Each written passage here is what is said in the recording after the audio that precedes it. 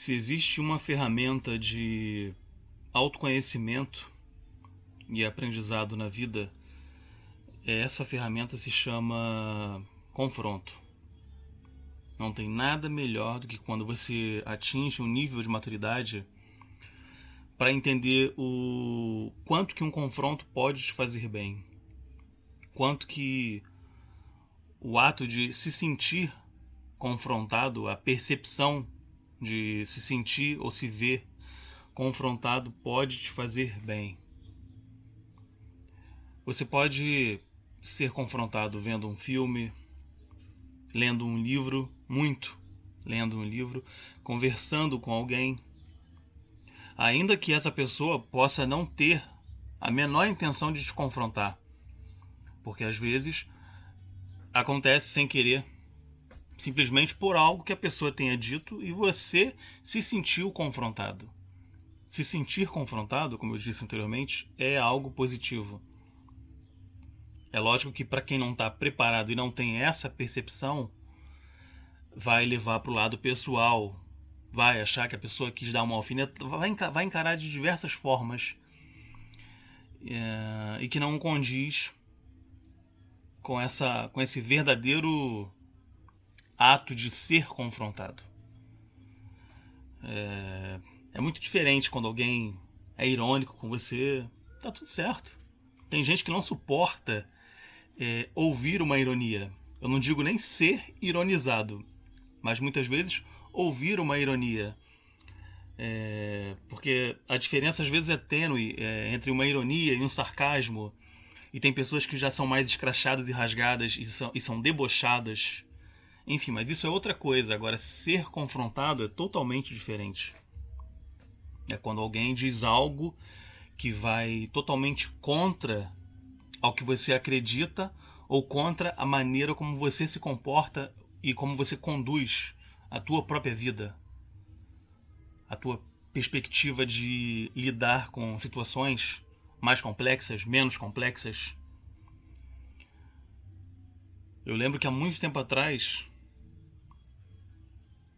alguém me confrontou, não sei se propositalmente ou não, me fazendo apenas uma pergunta. Apenas uma pergunta me confrontou.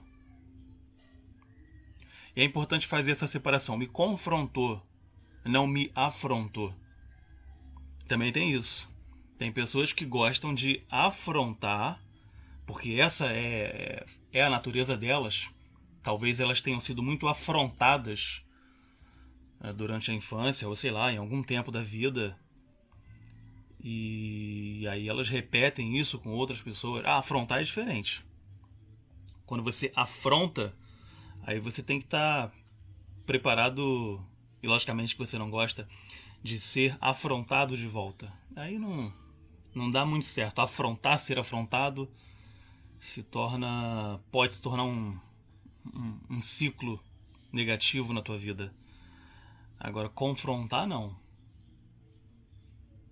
Eu lembro que há algum tempo atrás eu emprestei um livro para uma pessoa. A pessoa me perguntou se eu tinha algum livro para emprestar, se eu indicava algum livro. E eu perguntei: o que você tem em mente? O que você quer, mais ou menos, para eu ter uma ideia para poder te indicar? E aí ela falou mais ou menos o que ela queria e tal. Eu falei: olha, tem um livro lá que eu gostei bastante, já li e tal. E aí ele aborda o tema dessa maneira, dessa aqui e tal, tem uns capítulos. O livro é bem metafórico, mais objetivo no que apresenta. Quer? Quero. Emprestei o livro. Algum tempo depois, a pessoa me encontrou e falou: tô adorando o livro. Tô adorando. Sobretudo porque logo no começo ele fala isso, isso e isso. E eu concordo com tudo isso. É como eu estava falando. Concordar com algo é legal. Discordar também pode ser bem legal. Inclusive, quando você é confrontado, você sente levemente essa vontade já de discordar. Só que o confronto te coloca para pensar.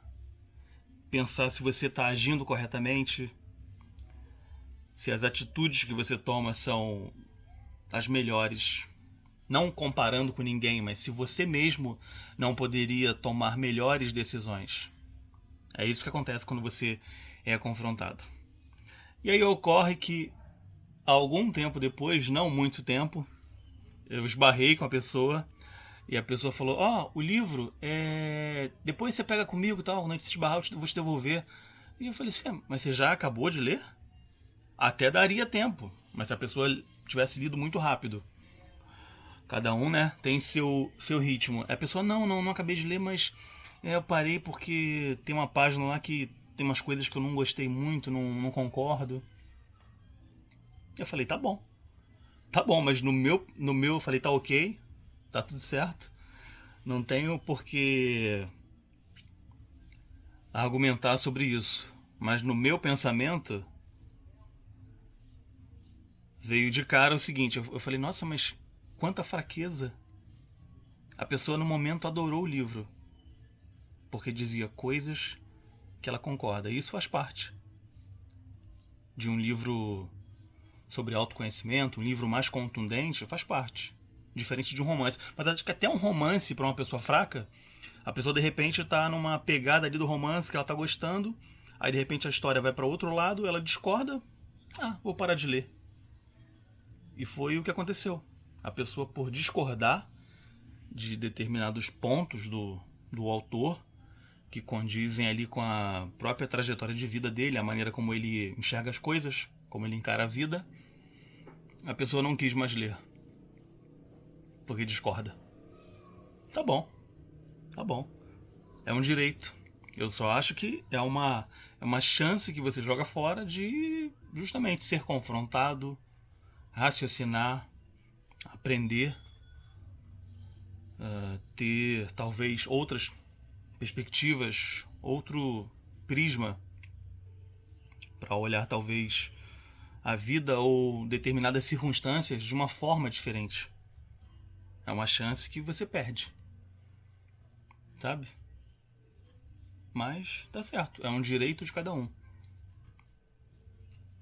É a razão da pessoa falando mais alto, né? Eu acho engraçado quando alguém fala assim, quem nunca, né? Quem nunca ouviu isso? Alguém chega pra você pra relatar um fato e diz assim: eu não tô certo.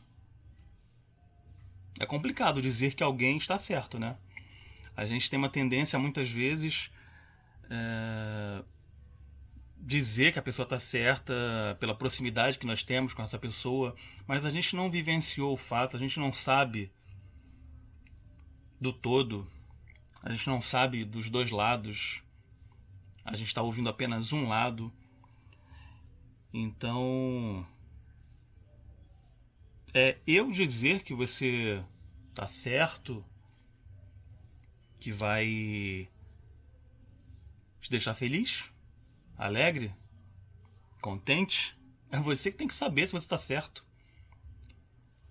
Agora, outro ponto, quando a pessoa fala assim: tenho ou não tenho razão? Todos nós temos razão, em diferentes medidas, proporções, mas a razão é algo inerente ao ser humano. Uns, como eu falei, uns com menos razão, né? Outros com um pouco mais de razão, com a capacidade de raciocinar e justamente equacionar a razão. Agora, se a gente é levado simplesmente pela emoção de querer estar certo, isso já é outra história. Outra história. Então vou terminando o vídeo por aqui e dizer para vocês o seguinte: não fujam dos seus confrontos internos, íntimos, daqueles confrontos que só vocês sabem. Volto a dizer, não estou falando de de embates ideológicos ou de argumentos, mas de confrontos. Não fujam de aprender, não percam essa oportunidade, essa chance de aprender com os seus confrontos.